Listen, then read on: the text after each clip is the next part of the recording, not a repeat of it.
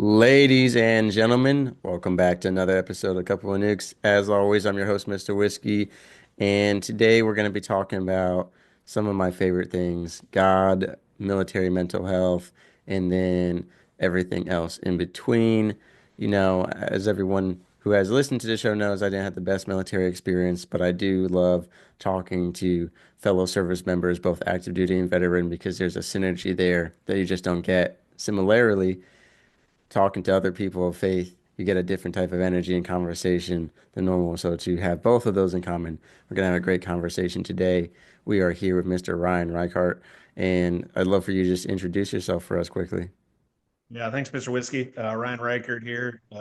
Originally from Tatertown, USA, Hoople, North Dakota, many, many moons ago. And yeah, coming to you from Maple Grove, Minnesota, which is just west of Minneapolis, Minnesota these days. And under the umbrella of Our Protector Development, which is a new journey I'm taking in life, where the good Lord's blessed me with starting my own business. And we'll get into a few other things, but I'll turn it back over to you. Yeah. I want to start off with obviously the military service. I know you were in for quite a while, did quite a bit. So love to get into the classic question, why did you join? When did you join and all that? Yeah. So, little boy growing up, in the potato fields in North Dakota, GI Joe was my favorite thing to play with a couple of my buddies, Chris and Pat, either in our backyards or in the potato field. And that led into me wanting to go to the, U.S. Military Academy, also known as West Point, but that didn't happen. I blew my Mm. knee out in high school and took three reconstructive surgeries to get it Wow. back the right way. And by doing that, they had to put a couple screws in there. And back in the 90s, there wasn't any waiver to get into West Point. So my hopes and dreams of becoming, U.S. Army officer that way uh, didn't happen. And, and unfortunately, through that, I kind of started with prescription drug addiction in high school and going to alcohol to kind of numb some of those disappointments. And the story doesn't end there, obviously, because we got to get to the military career. And so I went to the University of North Dakota, where a lot of my family had went, my mom, my dad, aunts, uncles, so on and so forth. And I was a fighting Sioux. That was cool. Before we changed things to the Fighting Hawks now, but that's a different day, different story.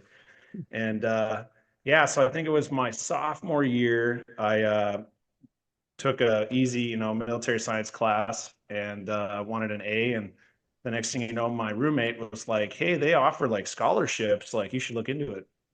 And so I went back and talked to the secretary, Trudy. She still works there today. It's amazing.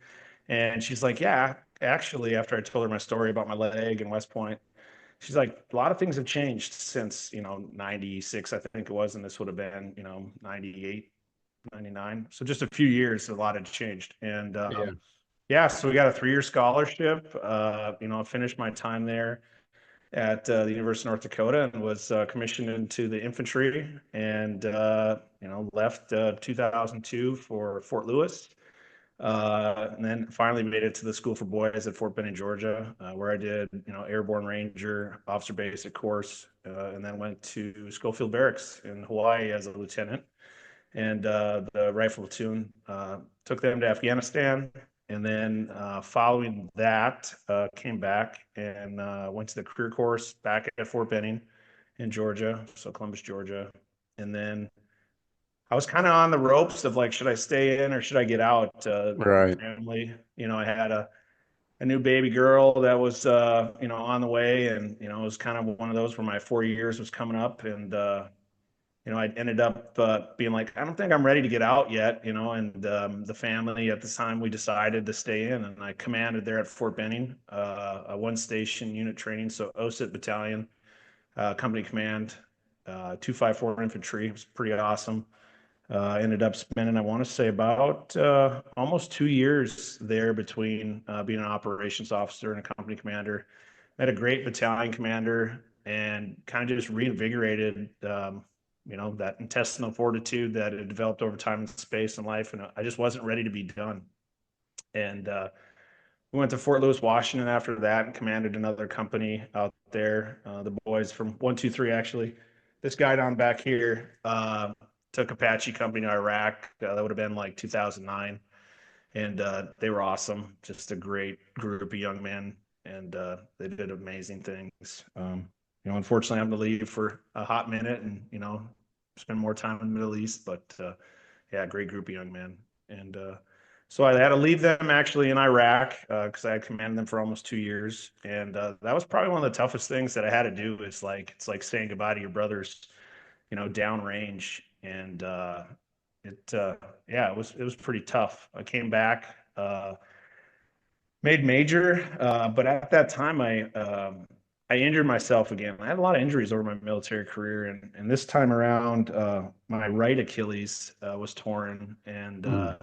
this is where OxyContin came into my life with prescription drug addiction again, and it was a pretty rough couple years there in 2011, 12 timeframe, and start to finish things out, made lieutenant colonel, and spent some time at Fort Lewis following everything.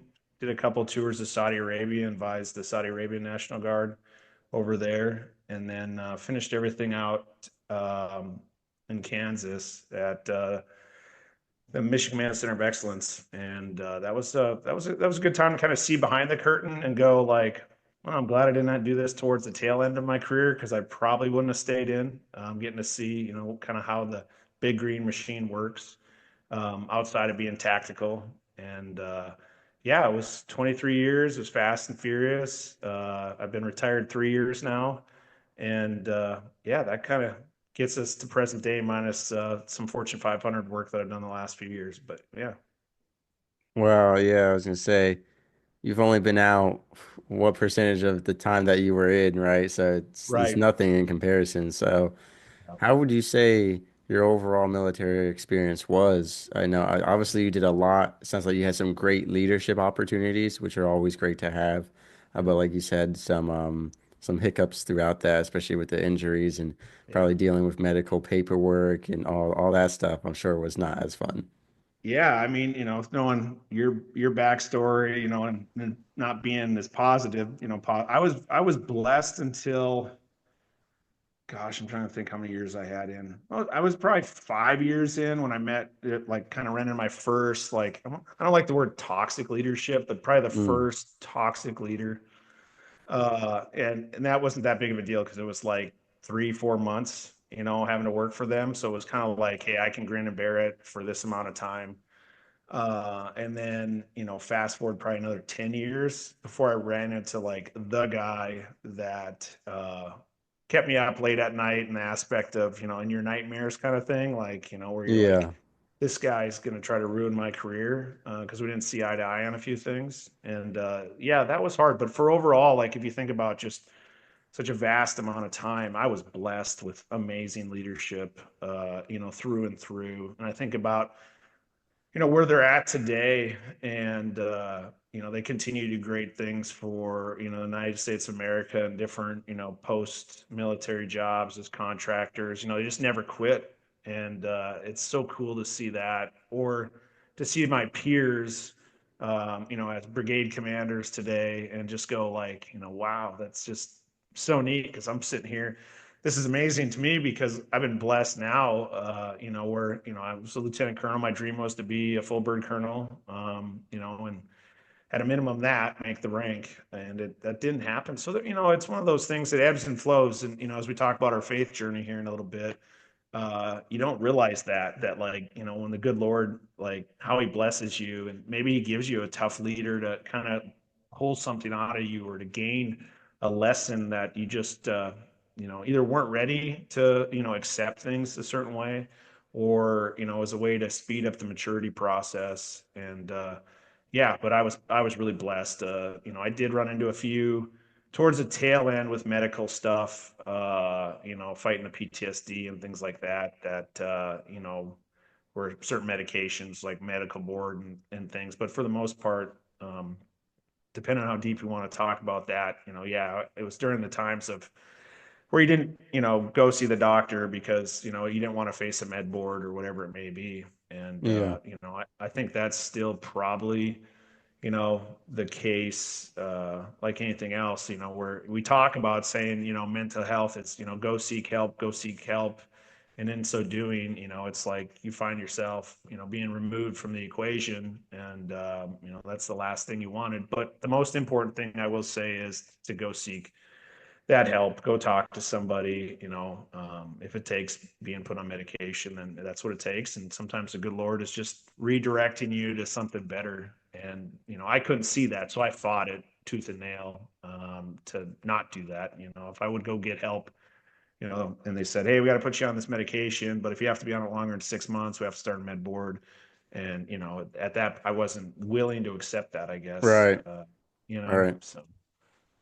No, I totally get that. I've known plenty of sailors and soldiers who didn't want to get help, especially in a nuclear community. Your restrictions, especially on nuclear submarines, the medication restrictions are even more strict and more likely to get you re-rated or removed. So I've seen a lot of fear of that. Like, hey, I want to have my health improved, whether that's mental health or physical health, but I can't have this medication because it is in hindrance with my watch. So I totally get that. But I want to focus back in on a word you said. You mentioned the formation of addiction. Now you Yeah. served 23 years, so it sounds like your addiction was kind of hidden, so to speak. I don't obviously from others, but maybe even from yourself. Could you tell us about that journey of, I mean, how long was this period of time where you were Yeah. addicted and how long before you even realized it? No, I mean, it goes back. My dad's a recovering alcoholic. He sobered up March 11th of 85. So I gave him his Wow. 40-year chip last month down in Broken Arrow, Oklahoma. And, you know, he was a Vietnam veteran. Okay. Yeah. And so his PTSD, I think it was twofold for him, and this kind of sets up my story. Yeah, he had PTSD from Vietnam, but I think he had, more trauma from his childhood and, what he had to go through. His father, was in World War II, and it was one of those aspects of spending, I want to say, about 3 years in the Pacific in the Navy. And so I can't imagine my grandfather's PTSD, and just what kind of that timing in life, and how things were. And I was 6 when my dad sobered up, and in a community that didn't really accept sobriety. It's kind of like as a weakness almost, as opposed to today. I look at my sobriety as my superpower. Like it Right. allows me to work harder, longer, faster, better. I don't need to numb the pain anymore because I've worked on my mental health, my meditation, my mindfulness, to make myself stronger. And but yeah, I would say I was 12 when I had my first drink of alcohol, and it just blows my mind today to think of. I'm a small group leader at Eagle Brook Church here in Wayzata, Minnesota, and so I do the Ground Zero small group, and these guys are sixth graders, same age as I was and I just can't even fathom. They're just little dudes, that Yeah. love to talk about hockey and baseball and golf and basketball or soccer. That you don't ever hear them talk about girls or doing bad things. And they're just great little young men. And I can't imagine, I guess 34 years ago, like, drinking Jack Daniels and Diet Coke, like just gross, like, Wow. Yeah. and, throwing up and just, kind of hiding that facet that, I did that. No, my dad was a recovering alcoholic. And so it was always kind of hiding it, just like you brought up. It was always like, out of fear of punishment or whatever could come from it.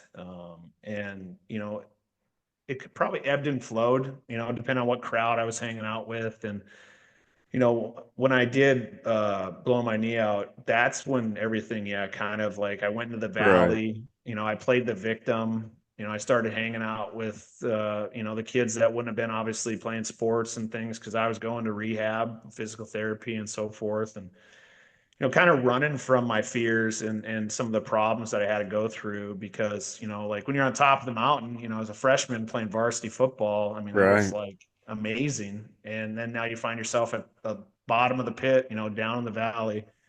Yeah. And, I kind of carried that on. into college, because I was like, oh, maybe I'll pick up a Division II, football scholarship or something. And, actually, it's funny because you bring all this up, and I totally forgot my senior year. I got mono, um, and I couldn't play, as a coach, captain of the football team, and I didn't even play a game. I think the more, and as I reflect on it today, I think it was God's way of like protecting me from, my pride and my ego getting the better of me. And it redirected me in a path of, going to school close to home. Even Right. though I never really went back home, I kind of like, just fled from that community because I didn't feel a part of the community. And I started playing rugby at the University of North Dakota. And this is when I knew I had really had an issue with my drinking, more of probably binge drinking than anything. But it was the All Minnesota rugby tournament. So it would have been like September of '97, maybe. And I got arrested.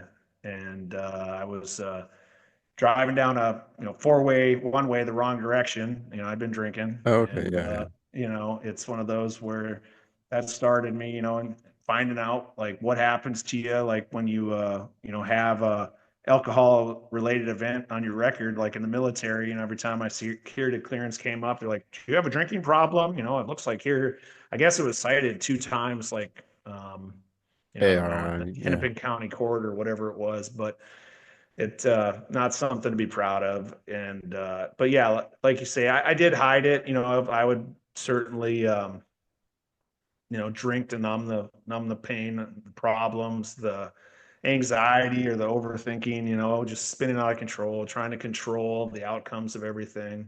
And yeah, I mean, just deep down, it probably is one of those things like, just like even physical training, right? You're not going to get completely bombed out. So, when you're at formation at 5:30, 6 o'clock in the morning, especially as the, one who's in charge of like the platoon or the company or the, battalion at whatever time you're at, you wait till, maybe you have a few drinks every night, but you don't get completely loaded until, Friday, Saturday, part of Sunday, but shut it off, so you're good Monday morning.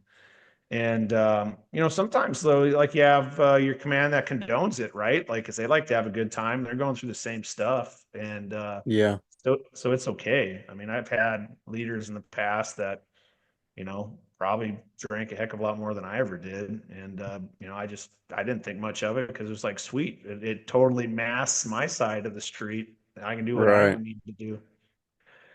Yeah, so I mean, yeah, through the whole time I did, and it came off the rails when I retired. And in civilian life, it's well, especially post COVID, like Fortune 500 company. Monday, Fridays, we didn't have to be in the office. You don't have to be to work till 8, 9, 9:30 in the morning. So I mean, shoot, you could celebrate every Yeah. day, every Yeah. night, every morning, even. And as long as you were I always put the work in. It's one of those things that like I wasn't going to allow somebody ever to outwork me, even if I was hungover. I would just take it out on my family after work, be like, oh, I'm going to bed. I'm exhausted, and it was just because I needed to go to bed because I probably didn't sleep much the night before. Staying up watching football, basketball, baseball, golf, and drinking beer in the basement. While my family lives a normal life, of like going to bed at, 9, 10 o'clock at night, getting up for school, getting up for work. And, I'm kind of just lurking in the shadows. And Yeah. yeah, not good.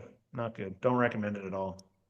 Right. So what would you say helped get you out of that addiction? And you talk about, retirement was only about 3 years ago, and you talked about post-retirement being when the addiction kind of got the worst. So, I mean, how long have you been sober for at that rate? Let's see. It's been the 27th of March was 16 months. So yeah, we're, only for today, but 16 months and change if we're going for a streak, I guess. So it there's only one thing only, and for me, it's my higher power, which I call God. Just that simple.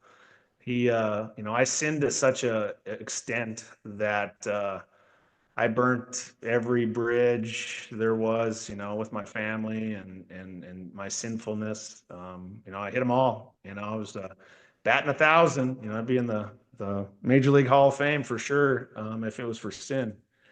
And when I finally broke our marriage covenant and committed adultery, that he said, "All right, you're done.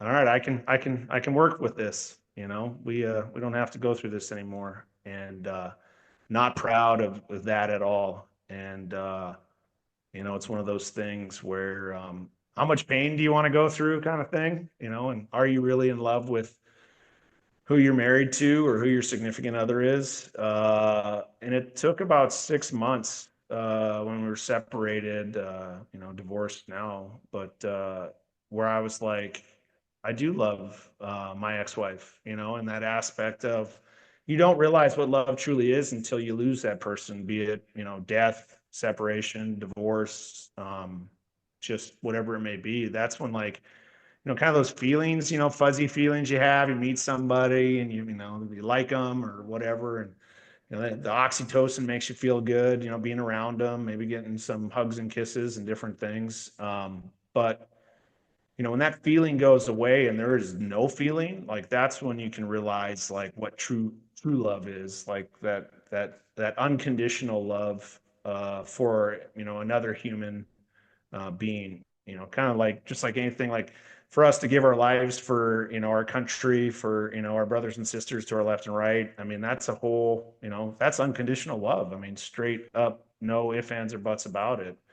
And yeah, it was hard because, that's when, she was like, I don't have a connection with you anymore. And, I was like, well, that's when love starts, when the connection doesn't feel like it's there anymore, to know that, do you really love somebody? And that hurt, as a man. Like, I mean, we all have feelings, but I mean, I think, for us as men, we we're told to bury those feelings. Don't have feelings. Like, you're not a man if you have feelings. And you know I had a saying that I'd always say, somebody make like a snide remark or whatever it may be, and I'd be like, you got to have feelings to hurt them. And I don't say Right, that right, right. anymore. I don't say that at all. I'm like, yeah, I have feelings. And like when someone's hurtful, like, it hurts, And now though, I don't need drugs or alcohol to numb that pain. Like, I want to feel that pain because I want to know whatever relationship, whoever I'm with, is it real or not? And if you're dumping booze, drugs, uh, women, for me, being who I am, like whatever it is to try to take that pain away, like you're just digging yourself, give me the shovel, take the shovel out of your hand, quit digging that grave for yourself. And yeah, that to me is that, where you want to do some work or whatever, you want to do some reflection. Um, yeah, try that. And but it's taken me a long time to get here to be able to say that, I mean, a lot of meetings. I did 90 and 90, so 90 days and 90 meetings, when I sobered up. And, I still go to, three meetings a week. I'm a small group leader at church, went to church this morning. And that wasn't the way, before me sobering up. I, was raised Catholic, married a Lutheran, and now I'm a born again Christian, but it's one of those things that, you know, it's certainly not me in any of this now. Now I know that, I got one, I don't know from the Navy perspective, but like in the Army infantry, we had Iron Mike, right? And he's like, follow me kind of thing. And to me now, it's like with, the good Lord, just follow him. And it's simple. It's really, really that simple.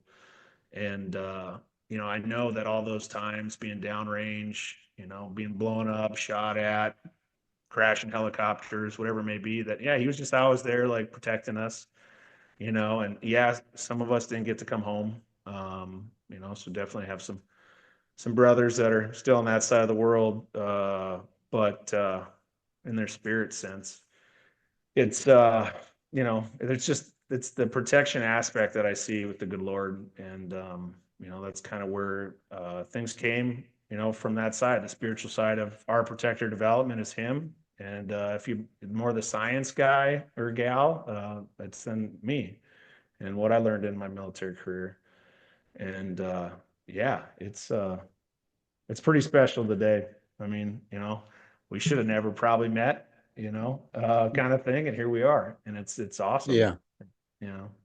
So we've talked about your military journey, your addiction journey, and we touched briefly upon your faith journey. So I want to dive more into that. You talked about being raised Catholic, but did you know God throughout the military service? Was it not until the adultery that you kind of knew him? Like, what was that whole journey like, including up to today? Yeah, no, absolutely. I can remember back in Ranger school and, loving service for two reasons, maybe three reasons. One, you got a slice of bread for communion, so that was good since, you're only eating one meal a day.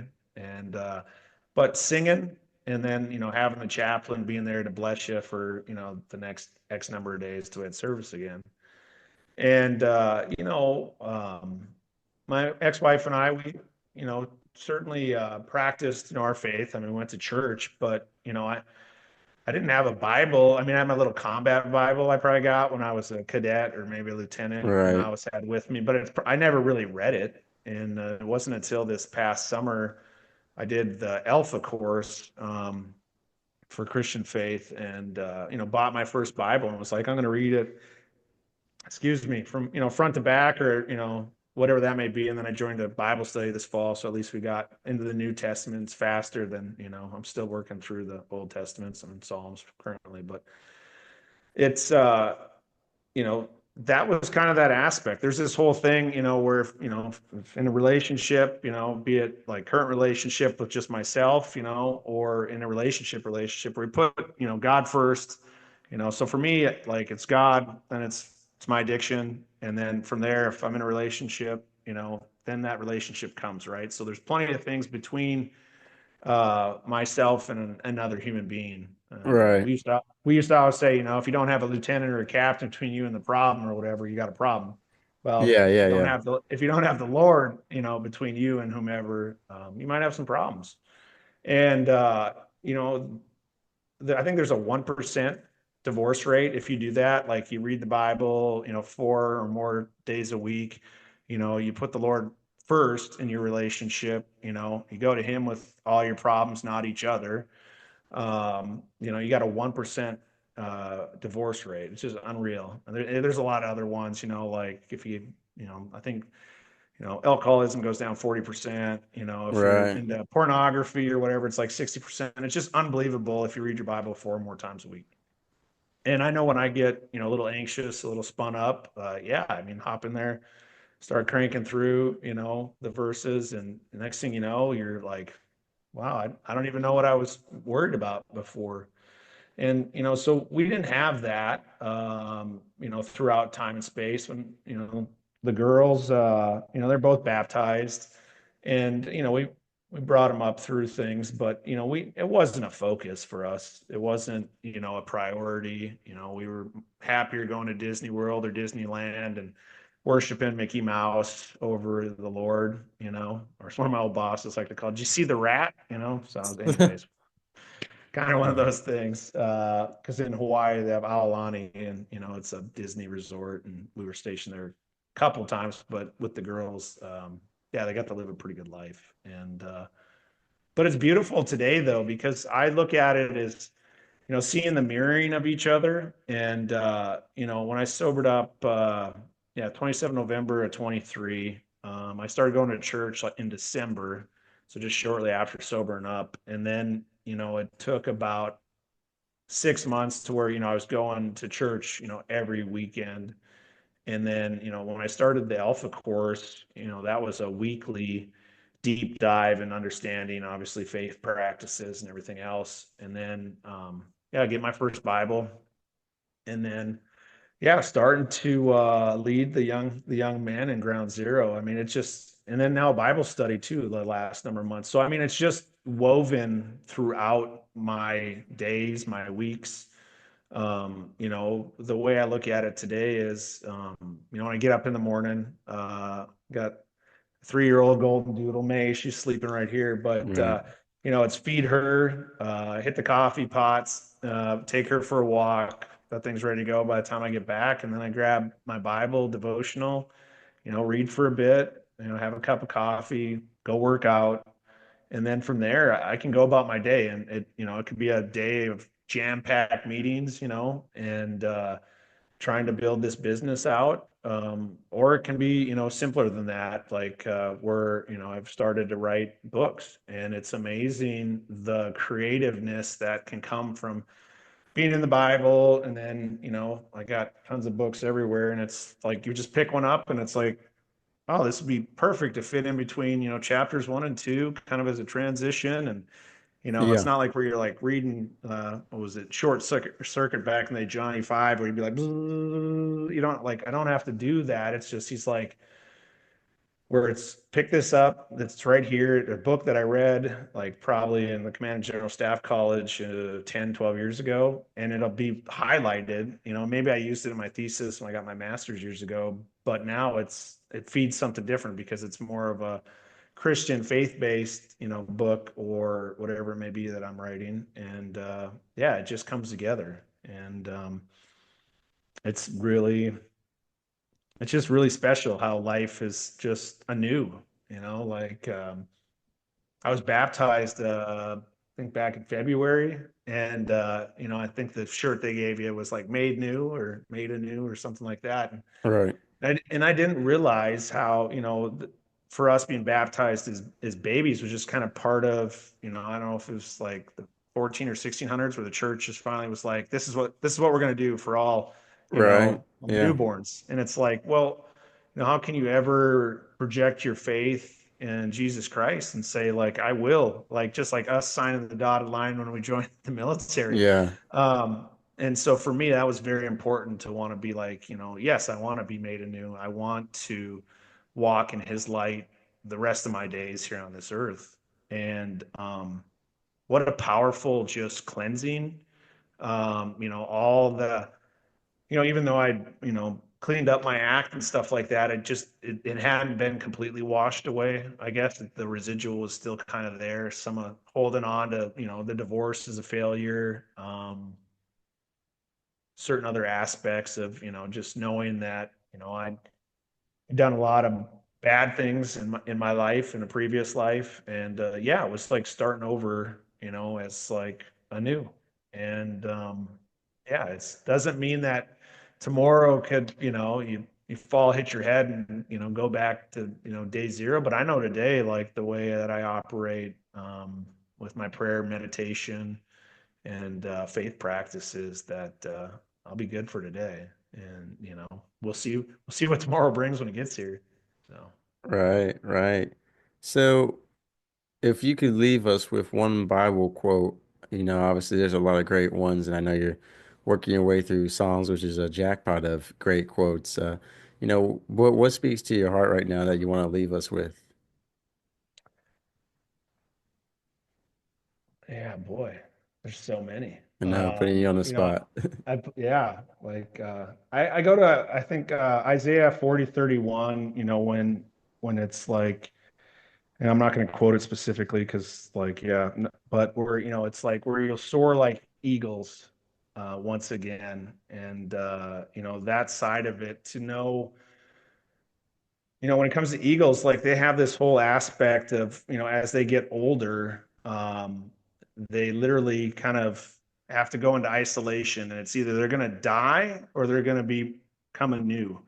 And, their beaks like grow all the way over so they can't eat. Their feathers are, so heavy they can't fly anymore.